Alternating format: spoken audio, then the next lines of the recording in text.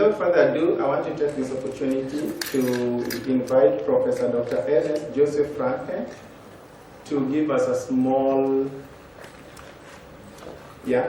Doc, you're welcome, to give us a small speech, and he's talking about something which is very close to my heart.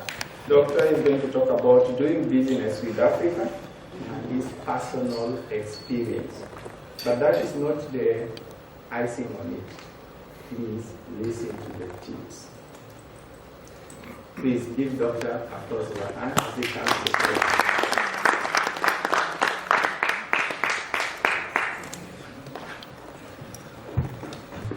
It's a great honor for me to be here and give a talk about Africa. I'm born in Germany.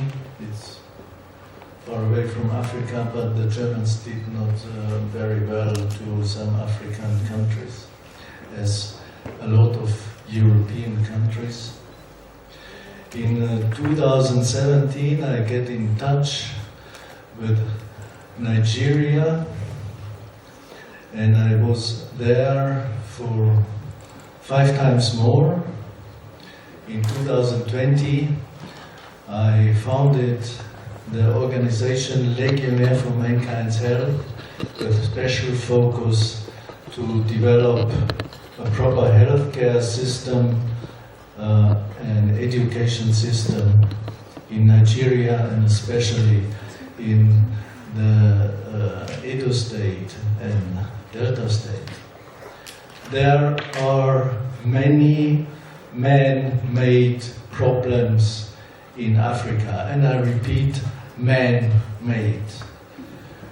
When I look at the population growth between 2017 and 2023, 6 years in Nigeria, the population raised from 170 million to 230 million. This is a raise of about 60 million people. In Netherlands, I came to Netherlands in 2003, and now in 2023, the population raised from 16 million to 71 million in 20 years. My last visit in August this year, I saw many babies, little children at the age beyond 6, living in extreme poverty, without a future from the very beginning. You should know, 1 out of 5 children dies before the age of 5 in Nigeria. These are 20%. In Netherlands, 1 out of 10,000. This is 0.0%. And this is not genetic, and this is not, it's man-made. Some facts of Nigeria and Africa. In Nigeria, 100% of the population younger than 40 years. 60% don't have a regular job. There are poor government schools with any qualified teachers. There is, on the countryside, no primary healthcare system, no adequate midwifery, and no adequate postnatal care. And the hygienic situation is terrible. There are 40 million people without sanitation and proper toilets. And there is no adequate quality food that can be afforded by the normal people. 35 million children in Nigeria are malnourished. That is the highest number in whole Africa and in the world.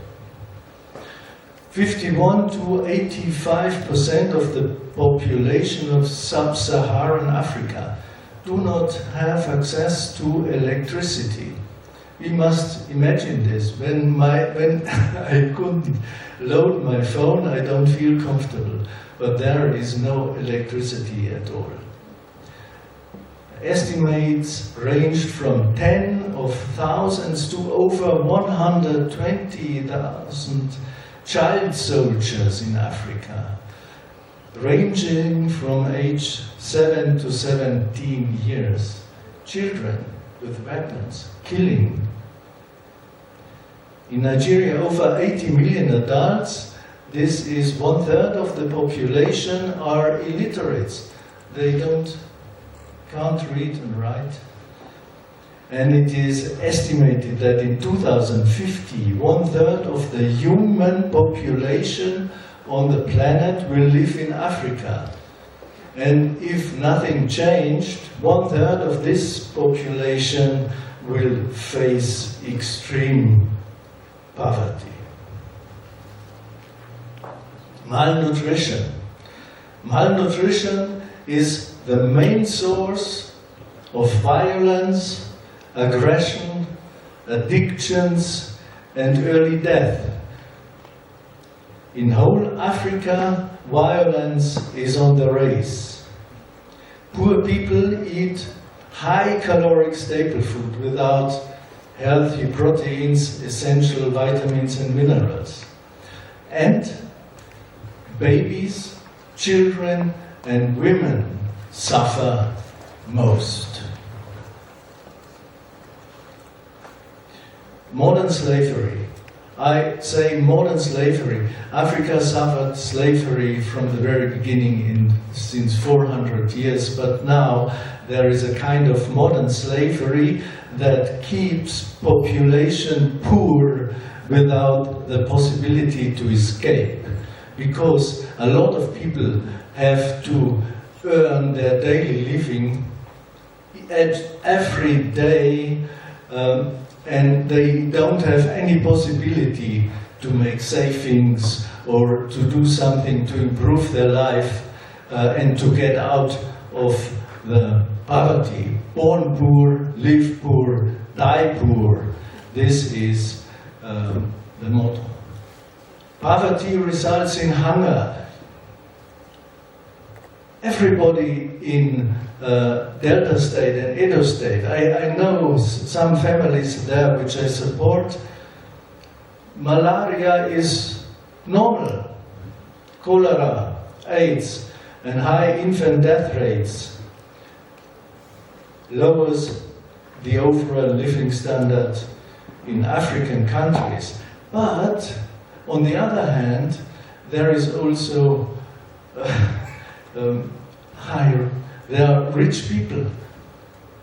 The 5 richest men in Africa have an asset of $30 billion. The richest man would have to spend $1 million a day for more than 40 years before he would run out of fortune. This is shocking. This is really shocking. And then I was there and I saw these little children. They are born in a world without a future, but they don't know it. They don't know it. They are accustomed. I couldn't use a toilet in this because it was not possible. Structural inequality and lack of access to resources, lack of limited access to education and health care prevent people from opportunities, and this is perpetuated by corrupt governments and institutions. The poverty trap in Nigeria, and I don't know so much about other countries. Government corruption, administrations, institutions corruptions, and lack of education. When you're there and you want to reach something, you have to have money in your pocket, and without 1,000 naira to get something, you get nothing. So not only the government is corrupt, but also the poor people, because they need it for their daily life. And they make a happy face if you give them 1,000 naira. This is about $2, maybe more. Africa still suffers from colonialism. Resources are still controlled by the first world. They enforce their own laws, and I speak about Europe, the US, and now also about China. They enforce their own laws, customs, and exploit African labor. They want to keep people poor because they need their labor to get cheap resources like oil and other supplements we need in our, for example, in our mobiles. And luckily, mobiles are already normal in Africa. This is communication. Communication will better the situation because the African people now will see what is going on around the world, and they don't need to believe anything what they hear from the corrupt governments. Why are so many military coups recently in Africa? Because there is no real democracy. Maybe in some country there is a development of good democracy who is taking care of their people. But people are tired voting in vain without any change. And I also have a message for religion and the church. People in Africa believe in God. They are enthusiastic. I was some few times in church. They were singing, and I saw a man write to me. He was handicapped. I didn't know what his medical issue was, but I saw that he gave his last money for the church, for the pastor, to pray for him. But what the church should do to motivate people to use their God-given brain for action. People should be motivated to peacefully fight for their God-given basic human rights. I mentioned Mr. Gandhi. He reached a lot with peaceful actions, but of course humanity was not so far. The consequences, you know, were the separation of India and Pakistan, and there was a lot of problem. But this was not the guilt of Gandhi. Gandhi was one of the greatest men on this planet. I finish my little talk. I have hope because the people in Nigeria, I learned to know, were strong, but they need empowerment. They need to get the possibility to develop. When you look at the life expectancy of the normal Nigerian, this is less than 55 years. And with 55 years I started my third career. So it was a beginning, and there is the end. Mankind has no future without Africa. Africa is the cradle of mankind, and in the future mankind would look different, because there won't be a differentiation between Chinese, black and white. No, it will be a mixture. Mankind should stay together. And I would like to mention the words of Nelson Mandela.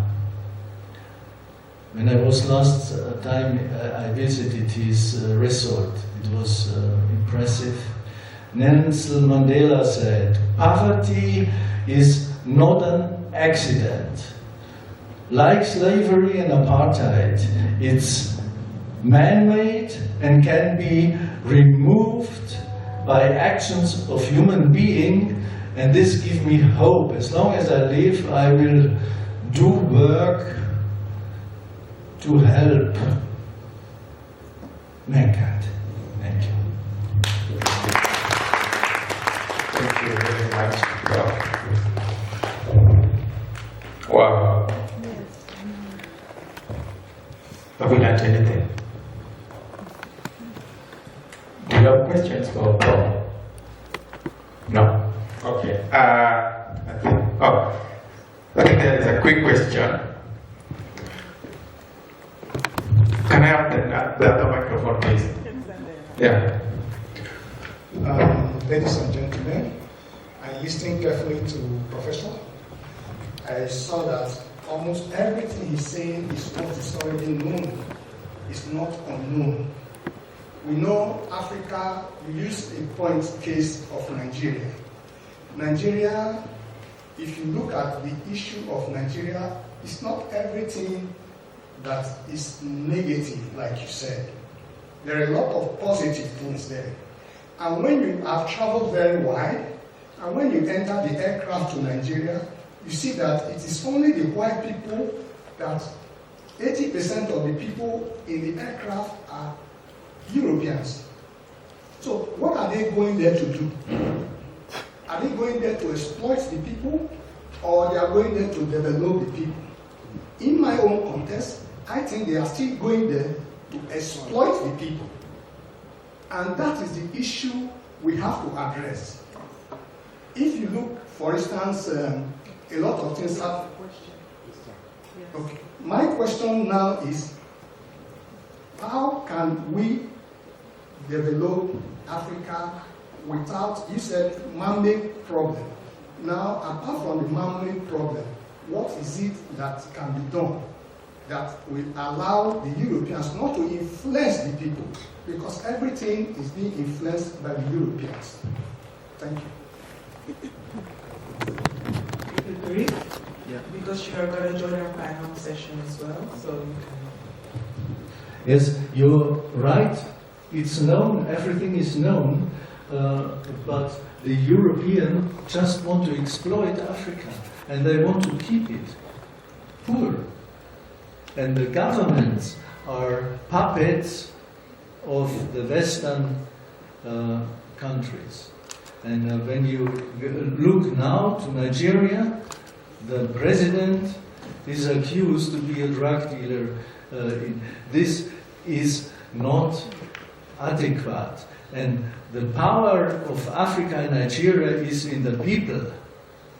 The young people, they have to stand up peacefully and to ask the people with power, give us a chance, because you will die and we will still live further, and we want to develop the country. Thank you, sir.